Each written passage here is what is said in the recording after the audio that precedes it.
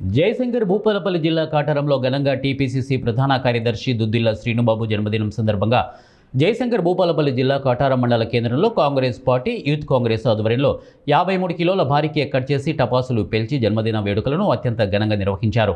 ఈ కార్యక్రమానికి పెద్ద సంఖ్యలో పార్టీ నాయకులు, యువజన నాయకులు, మహిళా కాంగ్రెస్ ప్రతినిధులు, కార్యకర్తలు మరియు అభిమానులు హాజరై శ్రీనుబాబుకి జన్మదిన శుభాకాంక్షలు తెలిపారు. ఈ సందర్భంగా పలువురు నాయకులు మాట్లాడుతూ దివంగత నేత ఉమ్మడి ఆంధ్రప్రదేశ్ శాసనసభ మాజీ స్పీకర్ శ్రీపాదరావు స్ఫూర్తిని కొనసాగిస్తూ రాష్ట్ర మంత్రి దుద్దిల్ల శ్రీధర్బాబు అండగా నిలుస్తూ ప్రజాసేవలో నిరంతరం కృషి చేస్తున్నటువంటి శ్రీనుబాబు సేవలు అభినందనీయమని కొనియాడారు.